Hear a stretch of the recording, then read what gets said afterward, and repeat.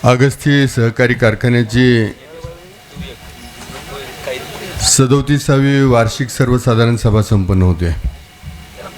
त्यानिमित्तानं ज्यांच्या अध्यक्षतेखाली ही सभा संपन्न होते ते अगस्ती कारखान्याचे चेअरमन आदरणीय गायकर साहेब, व्हाईस चेअरमन सुनीताताई भांगरे,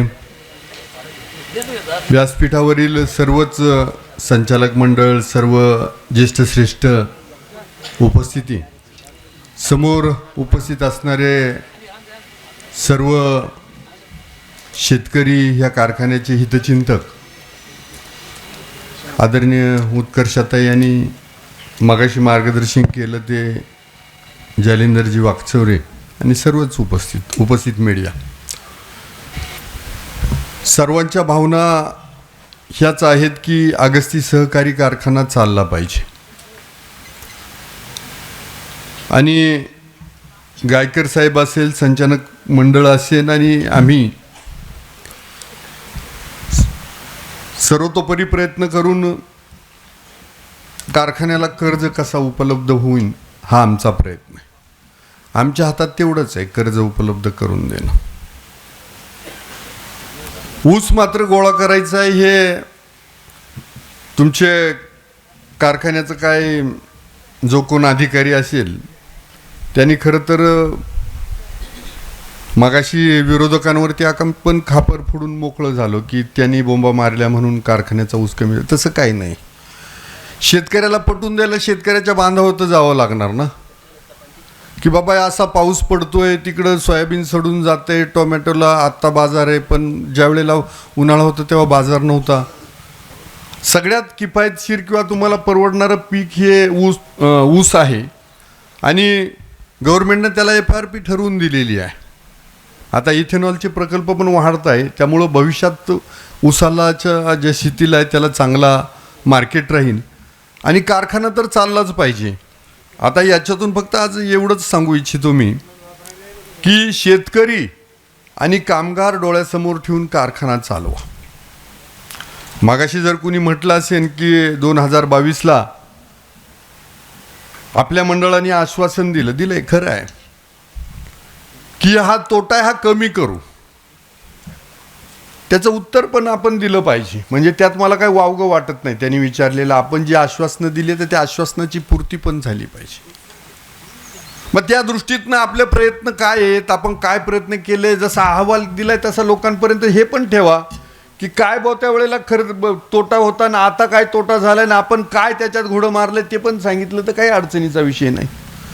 उलट हा सूर्यन हा जयद्रथ पाहायला भेटला तर आम्हाला सगळ्यांना आवडेल, बरोबर आहे ना।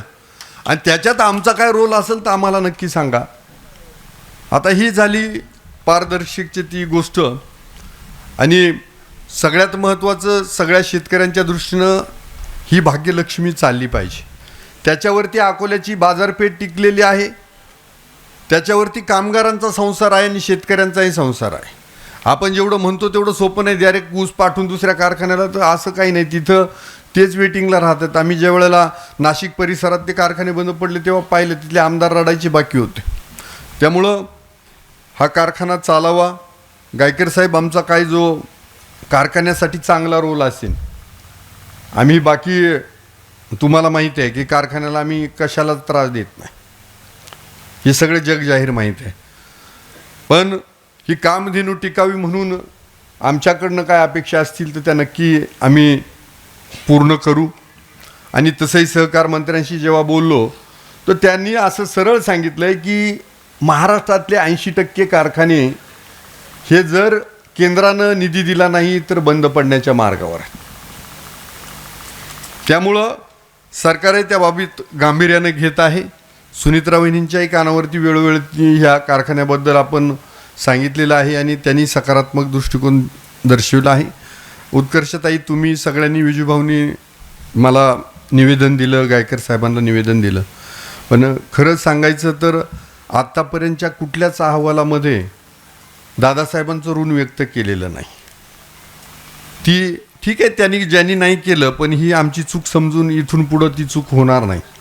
आणि गायकर साहेब, ज्या सूचना आल्यात अजून काही महापुरुषांचे पण फोटो छापायचे असतील तर एक पान त्याला देऊन टाका, त्याच्यावरती सगळ्यांचे फोटो छापा आणि कृपा करून अहवाल छापायच्या आधी जाहीर सांगा की आपला अहवाल छापायला काढलेला आहे, कुणाच्या काही सूचना असेल तर नोंदवा, म्हणजे मग हा प्रश्न निर्माण होणार नाही. म्हणजे इथं भावना आहेत, प्रत्येकाच्या भावना आहेत. पण ताई तुम्हाला एक सांगतो की मी आज राजूरला पण बोलत होतो, तर तिथल्या मला तुम्हाला माहीत असावं म्हणून आमचे ए.बी. पवार सरांचा आज जलदान विधी होता, तर त्यावेळेला पण मी आवर्जून तिथं उल्लेख केला की दादासाहेबांबरोबर ह्या कार्यकर्त्यांनी आंबेडकरी चळवळीचं काम केले, त्यावेळेला बाबासाहेबांबरोबर काम केले. त्यामुळं जाणून बुजून ह्या तालुक्यामध्ये असं राजकारण होणार नाही का कोणाला बळच टाळलं जाते, आणि जातीपातीच्या राजकारणाला तर आपण बिलकुल थारा देणार नाही ह्या तालुक्यामध्ये. तर असं आपण गुण्यागोविंदानं काम भविष्य काळात करूया. आपण सगळे उपस्थित राहिलात, मनापासून आपला आभार मानतो.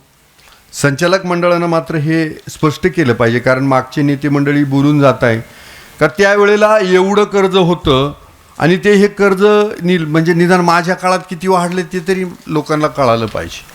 हां, म्हणजे माझं लक्ष आहे की नाही आहे, आणि नसेल तर मला लक्ष द्यायला तिकडं, असं तर बरोबर आहे ना. हां, म्हणजे हे स्पष्ट झालेलं बरं. बाकी जास्त बोलत नाही. बऱ्याच जणांना बोलायचं होतं, परंतु व्यासपीठाच्या आग्रहामुळं मला मधीच यावं लागलं. माझी म्हणजे कुणाच्या बोलण्याला बिलकुल हरकत नव्हती. म्हणजे अजूनही प्रमोद तुलाही थांबावं लागलं, नवले सर तुम्हालाही थांबावं लागलं, आणि अजून काही जणांना थांबावं लागलं असेल तर मी मनापासून तुमची दिलगिरी व्यक्त करतो. आणि परत एकदा ही सभा एवढी सुंदर पार पडली, तो अधिकार अध्यक्षांचा आहे, नंतर ते हे करतील. पण मी आभार मानतो आणि माझ्या वाणीला पूर्णविराम देतो. जय हिंद, जय महाराष्ट्र. धन्यवाद. खमंग, अस्सल आणि चमचमीत चवीचा शोध आता संपलाय.